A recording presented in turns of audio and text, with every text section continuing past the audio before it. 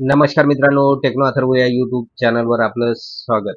मित्रांनो, कंत्राटी शिक्षक भरती संदर्भातील न्यू अपडेट आलेला आहे आणि त्यानुसार भरतीची जाहिरात नोटिफिकेशन कसे कळणार आहे आणि भरती फॉर्म कुठे मिळणार आहे, तर याची संपूर्ण माहिती या व्हिडिओमध्ये देण्यात आलेली आहे. त्यामुळे व्हिडिओ पूर्ण बघा, तरच आपल्याला या संदर्भातील अपडेट माहिती मिळणार आहे. तर मित्रांनो, व्हिडिओला सुरू करण्यापूर्वी नेहमीप्रमाणे एक विनंती करेल, जर आपण या चॅनलवर नवीन असाल तर चॅनलला सबस्क्राईब करा, लाईक करा आणि शेअर करायला विसरू नका. त्याचबरोबर जे बेल आयकॉन आहे त्याला सुद्धा क्लिक करा, म्हणजे आपल्या चॅनलवर कंत्राटी शिक्षक भरती संदर्भात येणारे जे काही अपडेट आहे तर त्याची माहिती आपल्याला तात्काळ मिळून जाईल. तर वेळ न घालवता व्हिडिओ सुरू करूया आणि बघूया ती माहिती.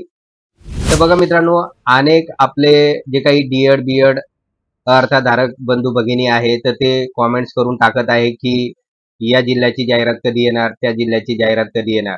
तर मित्रांनो, आपलं संपूर्ण जिल्ह्याच्या जाहिरातीवर लक्ष आहे, परंतु या ठिकाणी अनेक जणांकडून असं माहिती मिळालेली आहे की त्या त्या जिल्ह्याचे जे काही प्राथमिक शिक्षण विभाग आहे तर तो परस्पर एक छोटंसं नोटिफिकेशन काढून आपल्या जवळच्या किंवा संबंधित डीएड बीएड धारकांना फायदा पोहोचून देण्यासाठी ते नोटिफिकेशन डिक्लेअर करत नाही.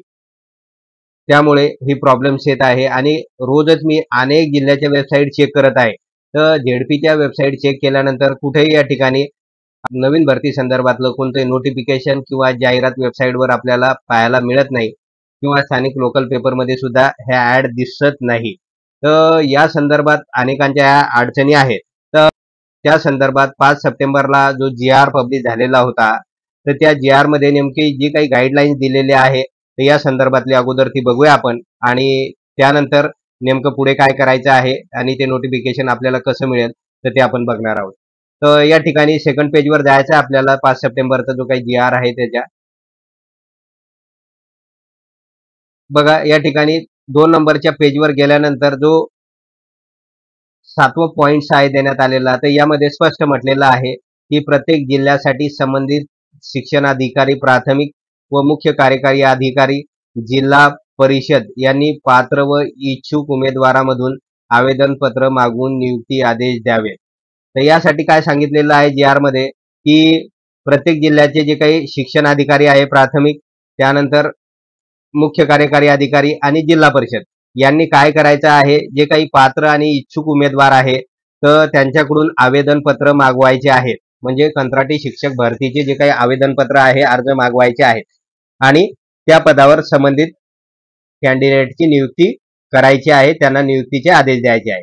परंतु प्रत्येक जिल्हा परिषदेमध्ये असं होताना दिसत आहे की शिक्षणाधिकाऱ्याकडून अशा प्रकारची जाहिरात येणे अपेक्षित आहे किंवा जिल्हा परिषदची जाहिरात येणे अपेक्षित आहे लोकल न्यूजपेपरमध्ये.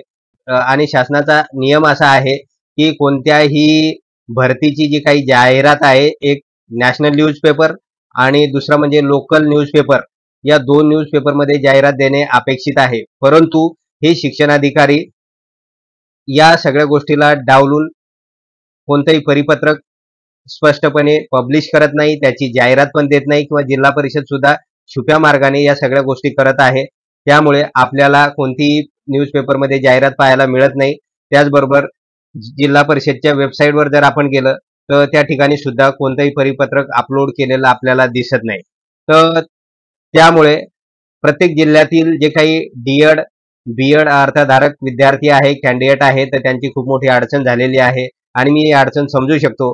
कारण प्रत्येक जिल्ह्याची वेबसाईट चेक करत असताना माझाही खूप सारा वेळ जात आहे, परंतु झेडपीच्या ज्या काही वेबसाईट आहेत तिथे कुठंच मला काहीच दिसत नाही या संदर्भातलं. तर त्यामुळे माझी आपल्या सगळ्यांना एक विनंती आहे, मी तर याच्यावर काम करतच आहे आणि याच्यातून सगळ्याच कॅन्डिडेटचा फायदा होणार आहे. तर त्यामुळे आपण एक गोष्ट करावी की जर आपण जिल्ह्याच्या ठिकाणी असाल तर जिल्हा परिषदेमध्ये जाऊन शिक्षण विभाग जो आहे तर तिथे शिक्षणाधिकारी प्राथमिक यांची भेट घेणे आणि त्यांना किंवा कंत्राटी शिक्षक पदाची नोटिफिकेशन किंवा जाहिरात कधी येणार आहे तर या संदर्भात चौकशी करणे, तरच आपल्याला त्या त्या जिल्ह्याची माहिती कळणार आहे की नेमकी कंत्राटी शिक्षक पदाची भरती कधी होणार आहे.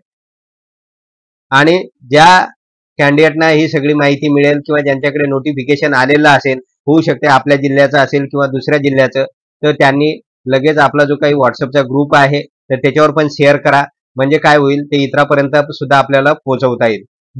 दुसरी गोष्ट अशी आहे की अनेक कॅन्डिडेट असं म्हणत आहे की आमचं एज बार झालेलं आहे, कोरोनामुळे 2-3 वर्ष असेच गेलेले आहे, तर त्यामुळे वयाची अट वाढवून देण्यात यावी. तर हे त्यांचंही बरोबर आहे, त्यांना सुद्धा संधी मिळावी. कारण 2-3 वर्ष कोरोनामुळे असेच गेलेले आहे आणि गव्हर्नमेंटने कोणतीही शिक्षक भरती संदर्भातील जाहिरात आणलेली नाही.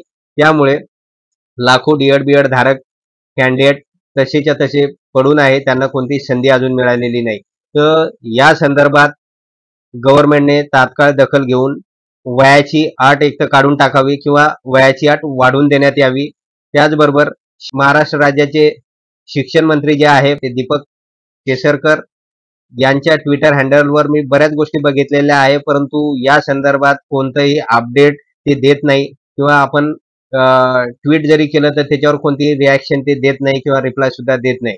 त्यामुळे अनेक कॅन्डिडेट जे डी.एड. धारक आहेत तर त्यांना प्रॉब्लेम येत आहे आणि या ठिकाणी खूप साऱ्या जागा अवेलेबल असूनही त्यांना संधी मिळत नाही.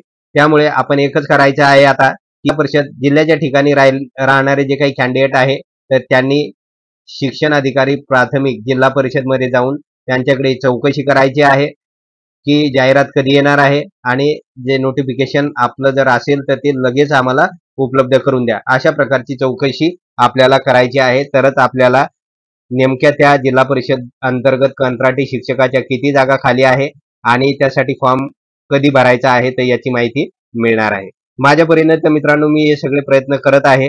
त्याचबरोबर आपण सुद्धा या सगळ्या गोष्टीकडे लक्ष ठेवा आणि इंटरनेटवरील विविध सोर्सद्वारे जे काही जाहिराती मिळतील किंवा या संदर्भातील जे काही अपडेट मिळेल तर ते मी आपणापर्यंत रोजच प्रोव्हाइड करणार आहे.